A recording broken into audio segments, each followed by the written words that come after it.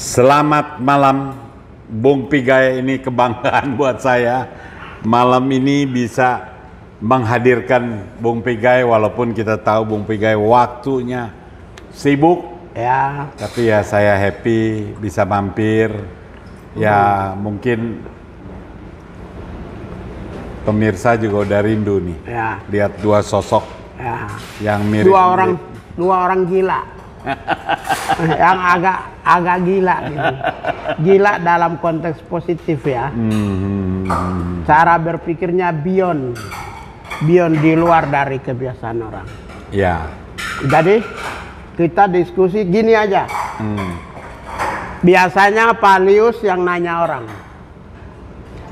Malam hari ini kita banting setir. Saya yang mau menanya Pak Lius. Ya, saya mau nanya Bapak. Begini, Pak Lius itu waktu saya masih SMP, itu saya pernah melihat Pak Lius Sungkarisman ini demonstran.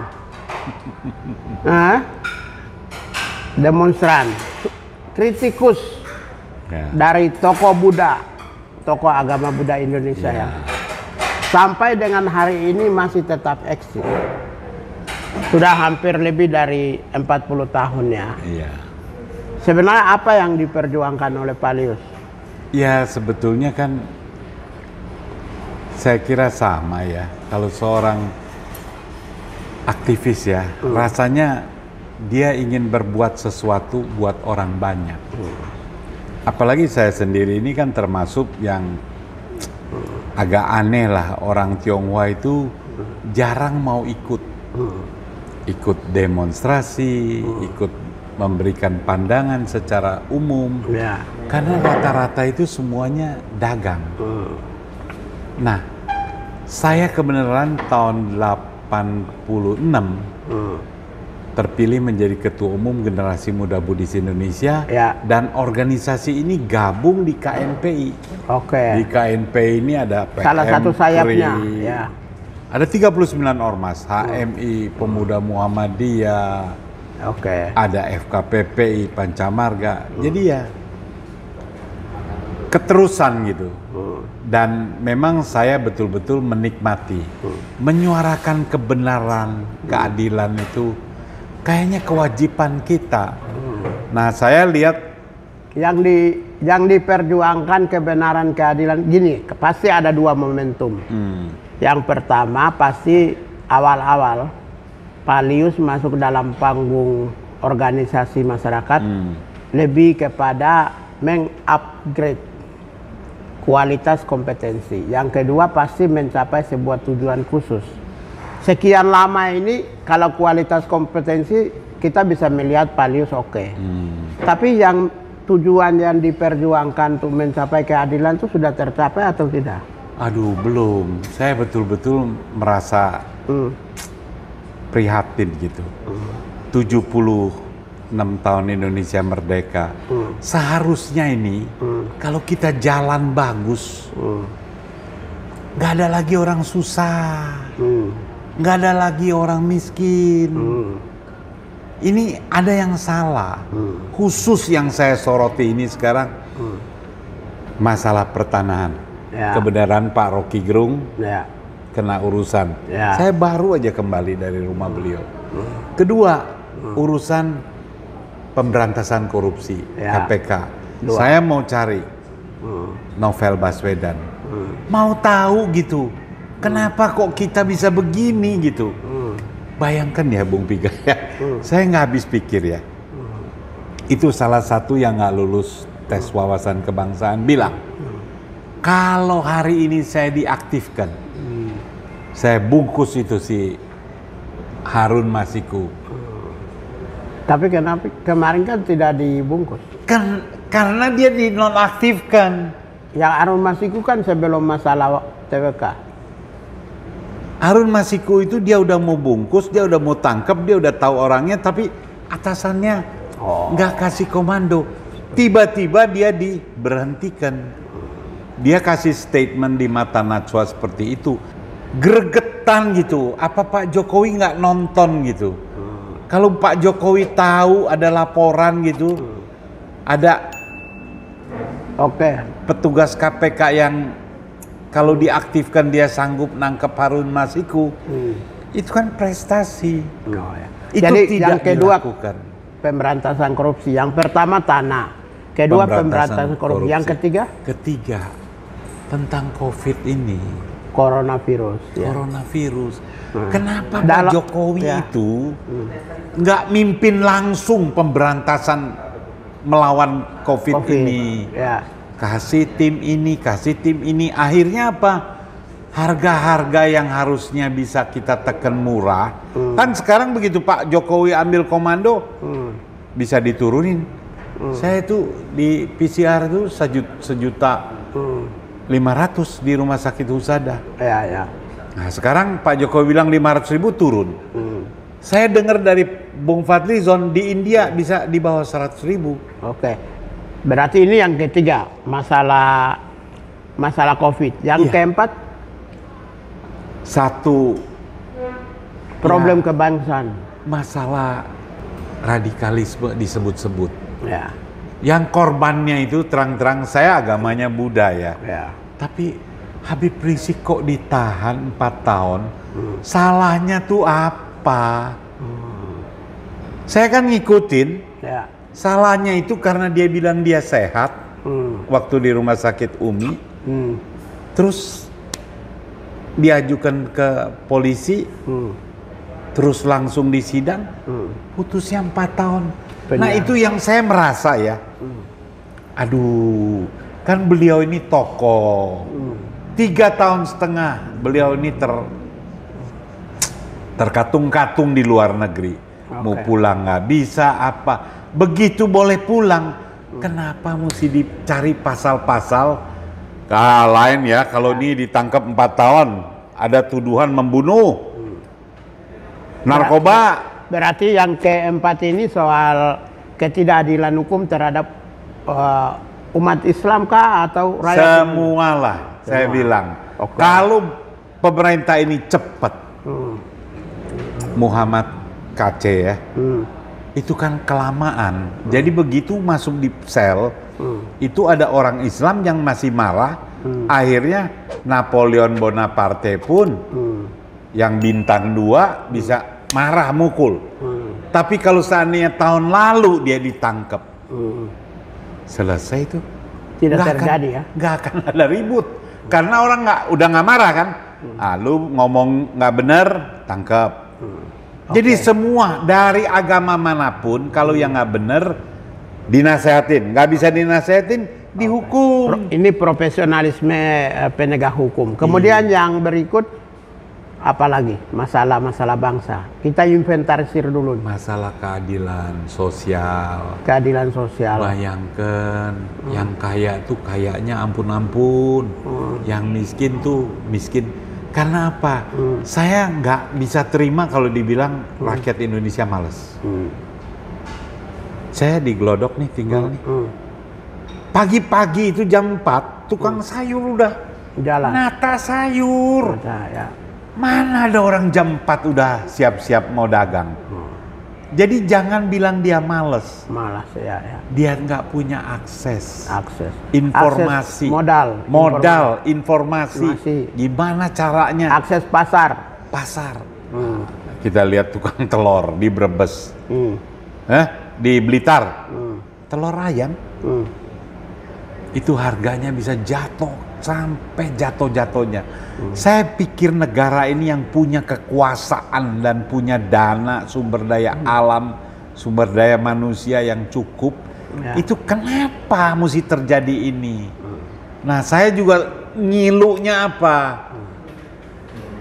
Ini anggota dewan kok nggak ada 560 orang yang mau ikut bersuara. Karena anggota dewan diwakili oleh Pak Lius. Mungkin juga saya. Kita kan udah bersuara nih. Bung Natalius Pigai sih luar biasa bersuara, tapi didengar heboh, tapi nggak pernah ditangkap. Kalau saya kan bersuara ditangkap juga. Tapi kalau saya kan ikut pelatihan khusus mengenai soal investigasi. Ya, jadi tahu ya. Saya punya sertifikat. Jadi bedanya antara Bapak dengan saya, cara nulis, cara ngomong, itu saya biasanya suka blokir. Ya. Saya sengaja bentengi. Kalau Bapak kan plus saja plus. Nah, dari situ saya ikhlas. Udahlah, buat pelajaran. Kita nggak ada marah, tapi berubah dong.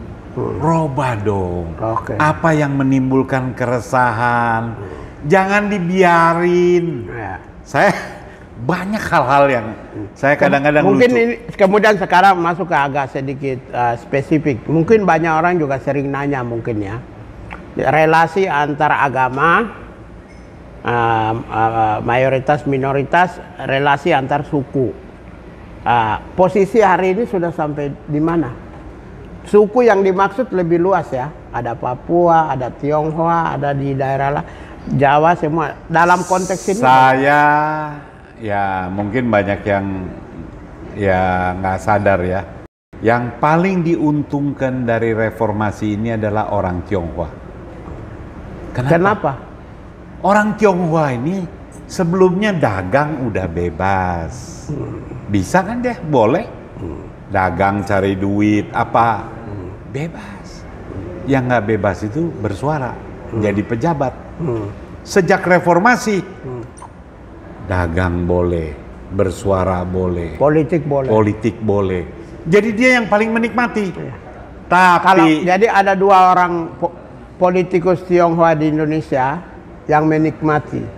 Yang pertama Ahok, pejabat formal. Yang kedua Liu Sungkarisman, pejabat tidak formal. Saya nikmat. Politikis juga kan?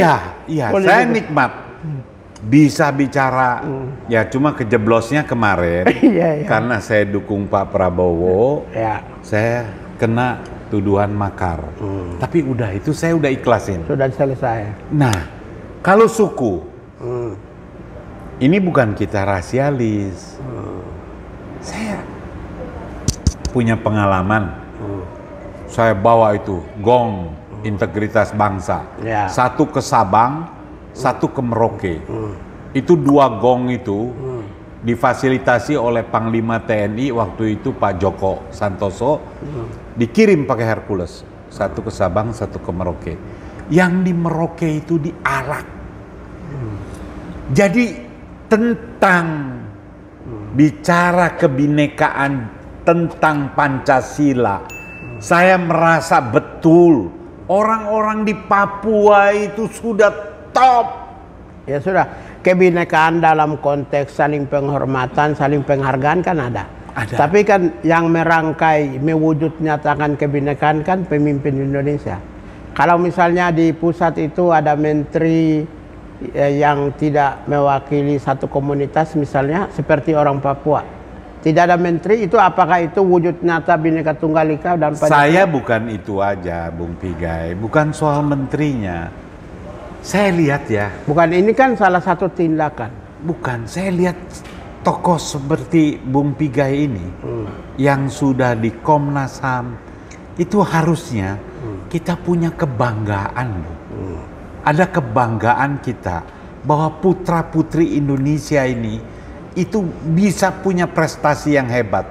Jadi pantaslah kalau ini ditampilkan di forum-forum yang kan lebih saya tinggi. Sudah tampil, sudah terlalu jauh lebih terkenal dari menteri.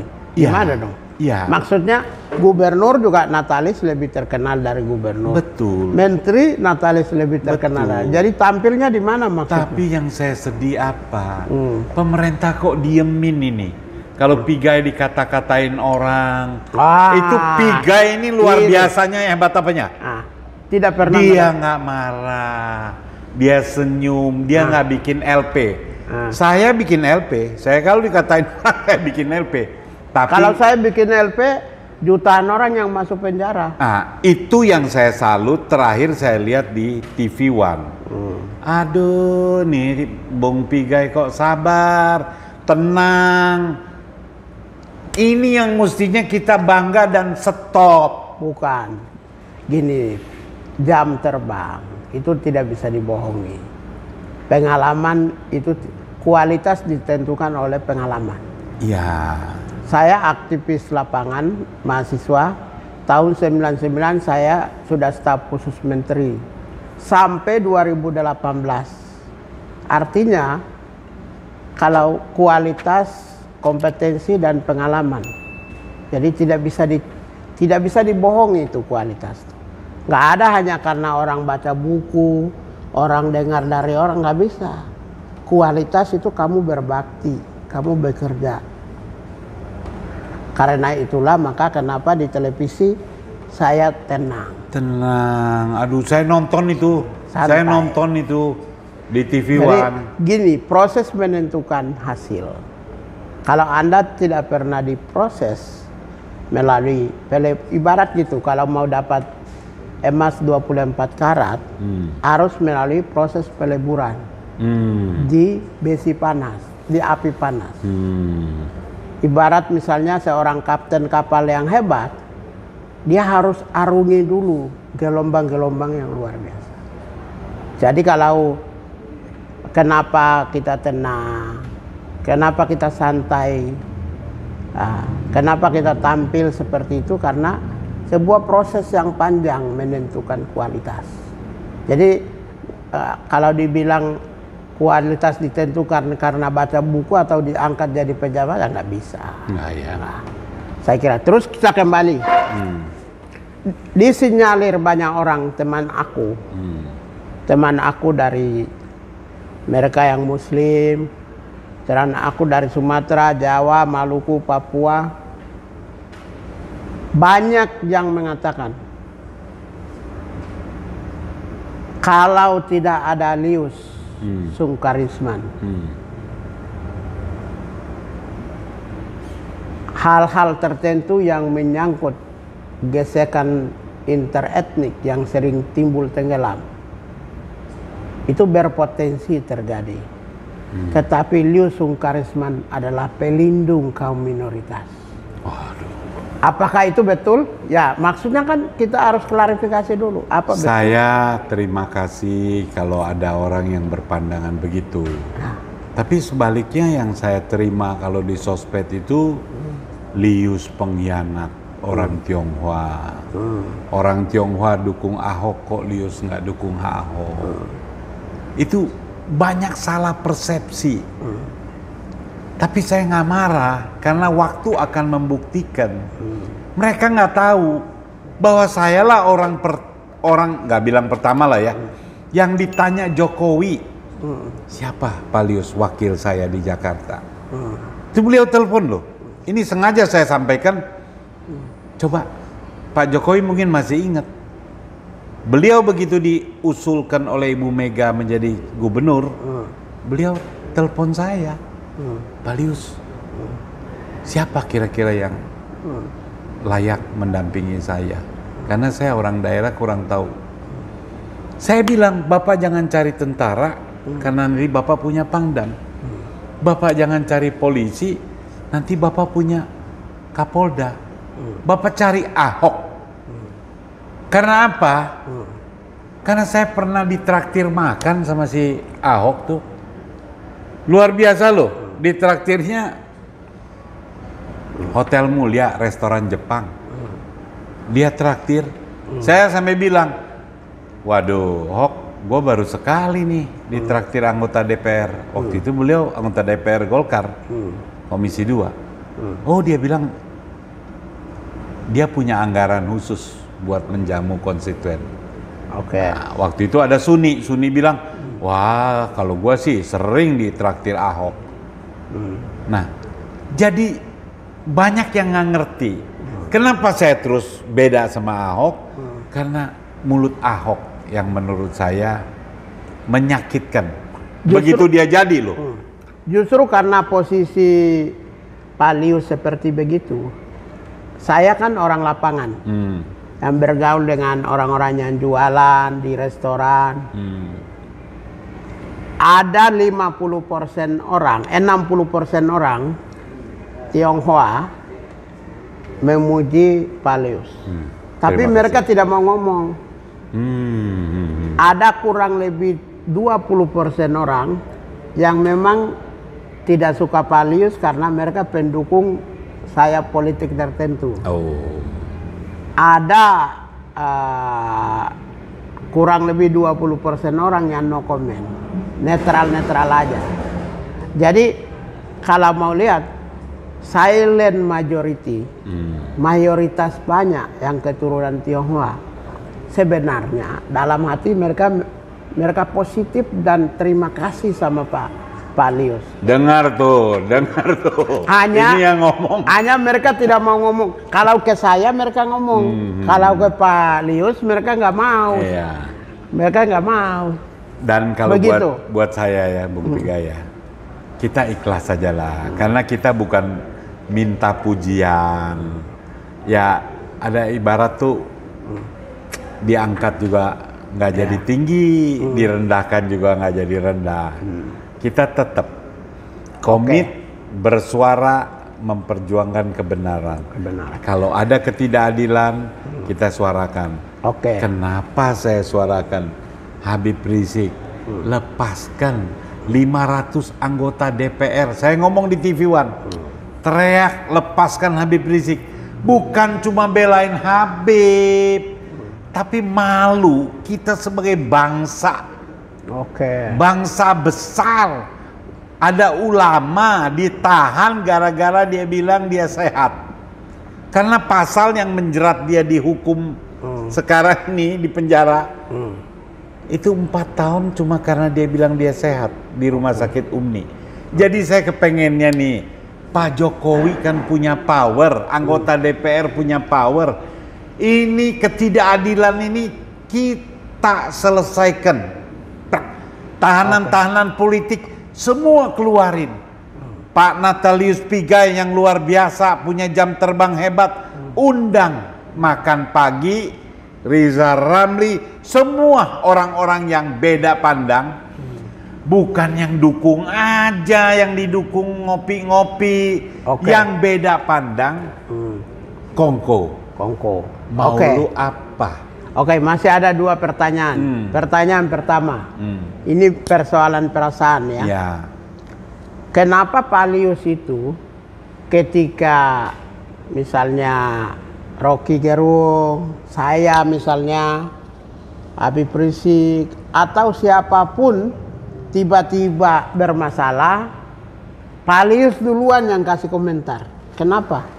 Kok lebih cepat daripada masalahnya? Saya lihat begini, karena saya akan udah merasakan bangsa ini dengan falsafah Pancasila, Bhinneka Tunggal Ika dan merdeka 70 tahun sudah punya pengalaman 7 presiden, mestinya udah mateng. Orang-orang hebat, saya terbalik loh, orang-orang hebat kok dihujat, pemerintah diam aja. Bung Natalius Pigai, Riza Ramli, Rocky Gerung, itu Habib Rizik makin banyak dihujat itu karena yang dihujat ini kan nggak ngerti, dia nggak tahu orang-orang ini hidup bukan untuk jabatan. Natalius Pigai dikasih jabatan, dia tidak akan mau kalau disuruh nggak bener jalanin. Kalaupun nggak dikasih jabatan, dia akan tetap menyuarakan kebenaran. Nah, sebaiknya orang-orang seperti ini, Habib Rizik, Natalius Pigai, Riza Ramli, Rocky Gerung, jangan dibuli-buli. Kalau yang bully ini kan nggak ngerti. Tapi kan istana ini orang pinter-pinter. Ini mesti dirangkul, diperlihatkan kepada rakyat. Oi rakyat, oi buzzer, jangan bully-bully ini. Ini adalah orang-orang yang bikin saya nggak salah jalan.